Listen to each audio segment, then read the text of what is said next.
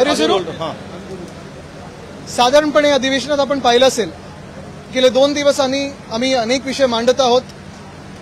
विधिमंडळात सहभाग घेऊन आमच्या स्थानिक जनतेचे असतील, मतदारसंघातल्या किंवा संपूर्ण महाराष्ट्राचे विषय असतील हे मांडत आहोत. विरोधी पक्ष म्हटलं तर जे काही घडामोडी होतात त्याच्यावर भाष्य करणं गरजेचं असतं आणि हे करत असताना सरकारला सत्य परिस्थिती काय आहे ती आम्ही दाखवण्याचा प्रयत्न करतो. गेले 2 दिवस जे आम्ही मागणी करत होतो की लोणीकरजी यांनी आमची नाही, आमदारांची नाही तर महाराष्ट्रातल्या तमाम शेतकऱ्यांची माफी मागावी ही आमची मागणी कायम आहे आणि त्याच्यावर आम्ही ठाम आहोत. आत्ता आपण अधिवेशनात हाऊसमध्ये पाहिलं असेल काहीतरी स्पष्टीकरण द्यायचं, काहीतरी सांगायचं की नाही हे तोडून मोडून माझं वाक्य जोडलेलं आहे, मी असं बोलतच नव्हतो, हेतू माझा हा नव्हता, अमुक नाही तमुक नाही. आमची मागणी स्पष्ट होती की तुम्ही शेतकऱ्यांची माफी मागा, महाराष्ट्रातल्या तमाम शेतकऱ्यांची माफी मागा. ते काही मागायला तयार नाहीत आणि जेव्हा आम्ही मागणी केली की शेतकऱ्यांची माफी मागावी लोणीकरजींनी तर जणू काय संपूर्ण भाजपाची आणि एशनची गटाचंच पूर्ण भूमिका ही जे लोणीकर बोलले आहेत तीच आहे, शेतकऱ्यांबद्दल तसाच विचार करतात असंच आमच्या अंगावर आले. असो, आम्ही 8 आमदार होतो, आम्ही हाऊस बंद पाडलं कारण आमची मागणी हीच आहे की स्पष्टीकरण नकोय आम्हाला. बबनराव लोणीकरजी यांनी माफी मागावी, ती महाराष्ट्रातल्या शेतकऱ्यांची मागावी, बाकी काही आम्हाला त्यांच्याकडून ऐकायचं नाहीये. आणि तर जर त्यांना सहभाग पुढे घ्यायचा असेल तर त्यांनी महाराष्ट्रातल्या शेतकऱ्यांची माफी मागावी. आणि दुसरं मत आमचं हे आहे की भाजपने असेल किंवा एशनची गटाने असेल त्यांना संरक्षण देऊ नये. जर संरक्षण दिलं याचा अर्थ हाच होईल की ते त्या दिवशी जे बोलले तीच भूमिका आणि तेच मन हे भाजपचं आणि एशनची गटाचं आहे. आज सभागृहामध्ये शेतकऱ्याचा अवमान करणारा आमदार लोणीकर यांनी काही खुलासा केला. आम्ही त्यावेळेस मागणी केली तुम्ही शेतकऱ्याचा अपमान केला आहे त्यामुळे तुम्ही पहिल्यांदा माफी मागा. ते माफी मागत नव्हते. ते खुलासा करताना सांगतात मी असं बोललोच नाही, हे माझं बोलणं तोडून मोडून दाखवलं. माझ्या हाडात शेतकरी आहे, माझ्या रक्तात शेतकरी आहे, माझ्या मांसात शेतकरी आहे. अरे तुझ्या मांसात आहे की हाडात आहे की रक्तात आहे, पण तो बोलून मोकळा झालाय. तर शेतकऱ्यांची माफी मागायचं सोडून ते आपला खुलासा करत होते. मी असं बोललो नाही.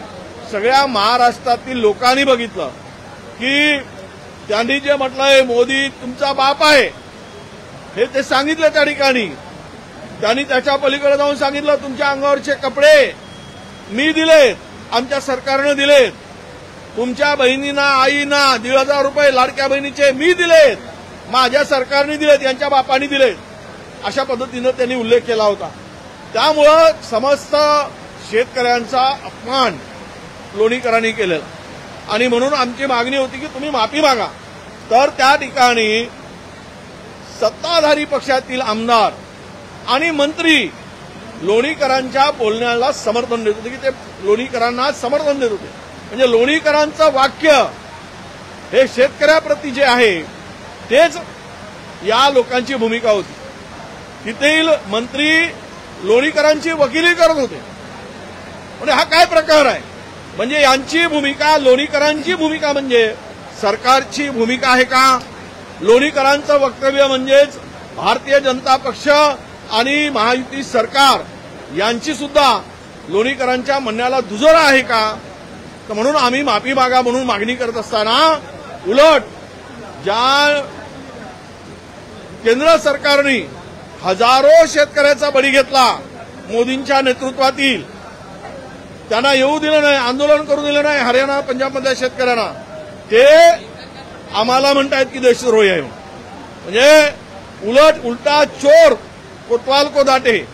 आपण शेतकऱ्यांचा अवमान करायचा, शेतकऱ्यांना त्या ठिकाणी अशा पद्धतीनं भिकारी म्हणायचं आणि वरून माफी मागायची नाही आणि लोणीकरांचं समर्थन करायचं.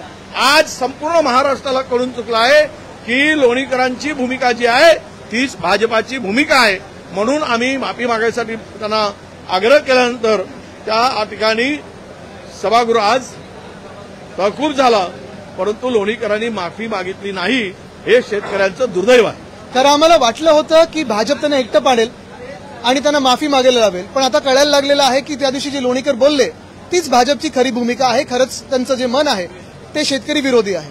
मनीषा कायंदे यांनी परिषदेमध्ये एक प्रदान केली की वारीमध्ये जे रोड शो आणि पथनाट्य केले जातात त्याच्या माध्यमातून अर्बन नक्षलवादी घुसले ते वारीमध्ये तुळशीच्या रोपाच्या ऐवजी संविधानाचे प्रति देत आहेत आणि ब्रेन वॉश करण्याचा प्रयत्न. मला वाटतं अशा लोकांकडे लक्ष जास्त देऊ नका. ते पक्ष इथून तिथे जाणाऱ्या लोकांकडे आम्ही लक्ष देत नाही. आणि संविधान याबद्दल बोलणं जर अर्बन नक्सल असेल तर तुम्ही काय पूर्ण महाराष्ट्राला किंवा देशाला तुम्ही जेलमध्ये टाकणार आहात का? संविधान हत्या दिन कोणी साजरा केला? जरा आरशात बघावं आणि बोलावं. जाऊ दे, त्यांच्याकडे लक्ष नका देऊ.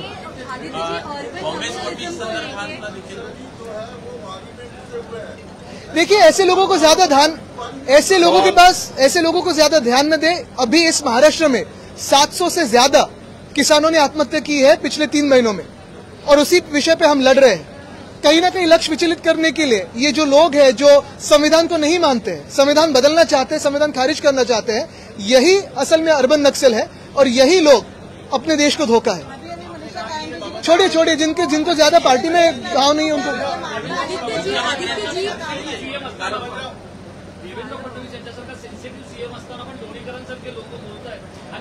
नक्कीच मला थोडं आता धक्का बसला, कारण जेव्हा लोणीकर उभे राहिले बोलायला आम्हाला वाटलं होतं की भाजप त्यांना माफी मागायला लावेल.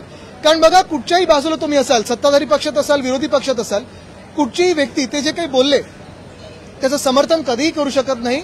आणि आता जे झालं, अख्खं भाजपचे जे कोणी आमदार आत होते, एशनची गटातले होते, त्यांच्या बाजूने आमच्या विरोधात उभे राहिले. आम्हाला वाटलं होतं की ते पण बोलतील की ठीक आहे, विषय मिटवा, शेतकऱ्यांची माफी मागा. कुठेही एक व्यक्ती चुकू शकते बोलताना.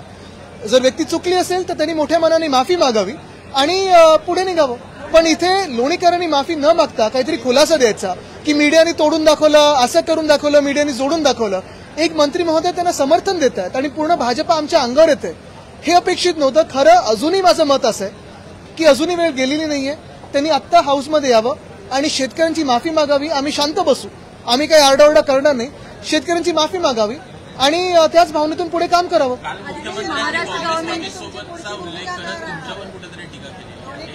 नाही, मी पाहिलं नाहीये ते सगळं जे काही बोलतात ते मी पाहत नाही. आम्ही तर रोज आंदोलन करतच आहोत, पण आमची भूमिकापेक्षा महाराष्ट्रातल्या शेतकऱ्यांची भूमिका काय राहील? त्यांना महाराष्ट्राच्या शेतात शेतकरी येऊ देईल का? महाराष्ट्राच्या कुठच्याही कानाकोपऱ्यात शेतकरी जाऊ देणार का? हा त्यांनी विचार करावा. कारण जे ते बोलले ते भयानक वक्तव्य, हे खरं अर्बन नक्सल वक्तव्य. अर्बन नक्सलवाद को लेके सरकार एक विधेयक भी ला रहा है. जी, एक मिनट, उस पर छोड़ दीजिए. तो ये हिंदू धर्म क्या है मैं बताएंगे, जो खुद पार्टी बदलते हैं. छोड़ दीजिए उनको, हम ज्यादा ध्यान नहीं देते. अर्बन नक्सलवाद को लेकर सरकार एक विधेयक भी ला रही थी, पिछले बार भी ये विधेयक प्रेजेंट हुआ था. क्या इसको लेके हमने हमारी भूमिका स्पष्ट कर दी है. जो ये विधेयक लाना चाहती है, ये विधेयक सिर्फ विरोधी पक्ष के खिलाफ नहीं है, तो मीडिया के भी खिलाफ है. जो भी एक आवाज बनना चाहता है जनता की नाइंसाफ के खिलाफ, उसके खिलाफ है ये. तो हम तो विरोध करेंगे ही, क्योंकि ये अर्बन नक्सल के खिलाफ नहीं है, ये सरकार विरोधी जो भी लोग हैं उनके खिलाफ है, भाजपा विरोधी जो लोग हैं उनके खिलाफ है. सरकार के लोग ये भी फोटोज दिखा,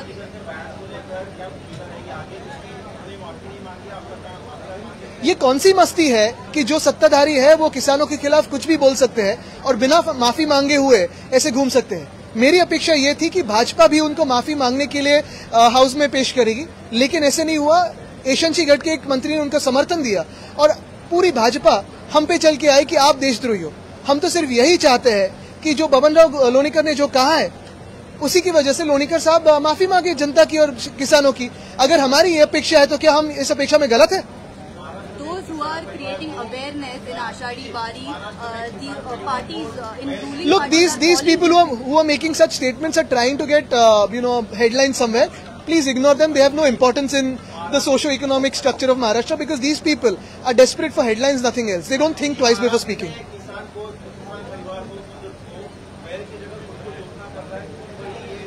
यही तो समस्या है. और ऐसे जब होता है तब सत्ताधारी पक्ष के जो विधायक है उनके खिलाफ बयान देते हैं और चल जाता है. सत्ताधारी पक्ष और भाजपा उनके साथ खड़ा रहता है. इसी महाराष्ट्र में, इसी सरजमीन पर अगर आप देखिए तो पिछले 3 महीनों में 750 से ज्यादा किसानों ने आत्महत्या की है. ये हमारे ही नागरिक थे, ये हमारे राज्य के लोग थे. यही सरकार उसके लिए जवाबदार है, जिम्मेदार है. तो फिर क्यों ना कोई बयान देते उस पर? कोई दर्द नहीं होता इनको? संवेदनशीलता नहीं है इनमें? कब करेंगे? कब करेंगे? ये अच्छे दिन आएंगे ऐसी बात हुई। देखिए मैं बोल रहा हूँ सत्य है। सत्य ठीक आहे.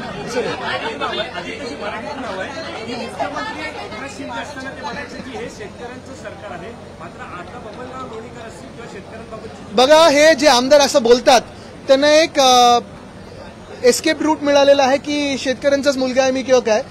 जेव्हा एशनशी गटातले भ्रष्टनाथ शिंदे मुख्यमंत्री होते, गद्दार मुख्यमंत्री होते, तेव्हा ते म्हणायचे की मी शेतकरी आहे. कदाचित त्यांनी अजूनही मी सांगतो आपल्या राज्यातल्या काय देशभरातल्या सगळ्या शेतकऱ्यांसाठी कोचिंग क्लासेस घ्यावे की एका आमदारकीच्या टर्ममध्ये असेल एवढी मोठी जमीन कशी बळकावी, त्याच्यावर शेती कशी करावी, काही थोडं कधी स्ट्रॉबेरी कधी आंबा कधी काय दाखवून 2-2 हेलिकॉप्टर आपल्या शेतात कसे येतील? आजूबाजूच्या घरांमध्ये दिवे नसतील, रस्ता नाहीये, पण स्वतःच्या शेतात 2 हेलिकॉप्टर उतरतात. अशी जागतिक शेती तर नोबेल प्राइज मिळायला पाहिजे, नोबेल प्राइज मिळायला पाहिजे अशा शेतीसाठी.